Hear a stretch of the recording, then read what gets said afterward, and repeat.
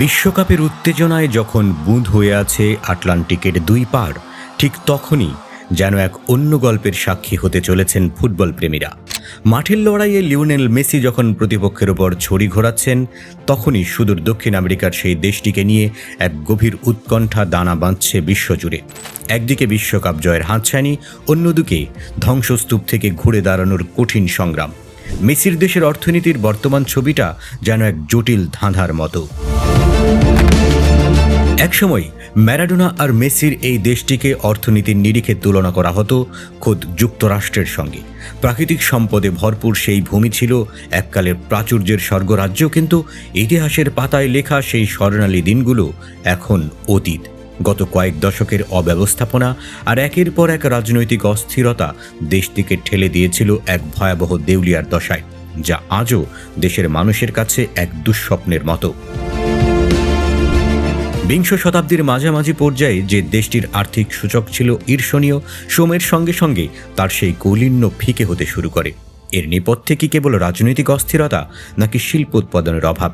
বিশ্লেষকদের মতে প্যাম্পাস তৃণভূমির উর্বর মাটি আর পারানা নদীর আশীর্বাদ থাকা সত্ত্বেও কৃষি নির্ভর অর্থনীতির উপর অতিরিক্ত ভরসা করায় কাল হয়েছিল।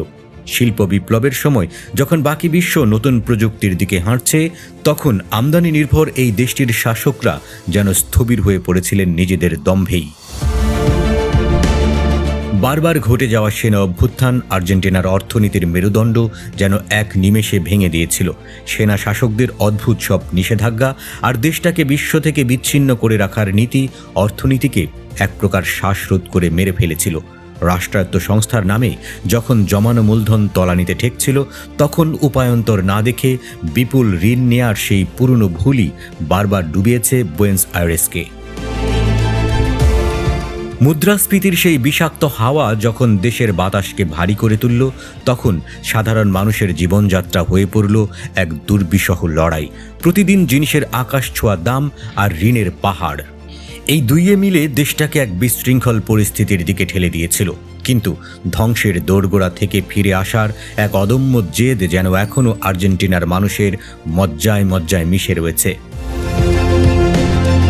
প্রেসিডেন্ট হাভিয়ের মিলেইয়ের আমূল সংস্কার কর্মসূচি এখন সেই ধুঁকতে থাকা অর্থনীতিতে যেন কিছুটা হলেও সঞ্জীবনী সুধা ঢালছে। বাজার চালিত এই আর্থিক সংস্কারের পথে হেঁটে আর্জেন্টিনা এখন এক নাটকীয় পরিবর্তনের মধ্য দিয়ে যাচ্ছে, যা দেখে বিশ্ব বাজারও খানিকটা অবাক। মুদ্রাস্ফীতির হার কিছুটা নিয়ন্ত্রণে আসায় এবং রাজস্ব ভারসাম্য ফিরে পাওয়ায় নতুন করে আশার আলো দেখতে শুরু করেছে অর্থনীতিবিদরা।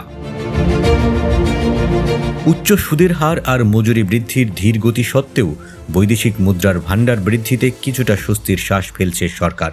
খনিজ সম্পদ ও জ্বালানি রপ্তানির উপর ভর করে যে নতুন গতির সঞ্চার হয়েছে, তা কি আদৌ দীর্ঘস্থায়ী হবে?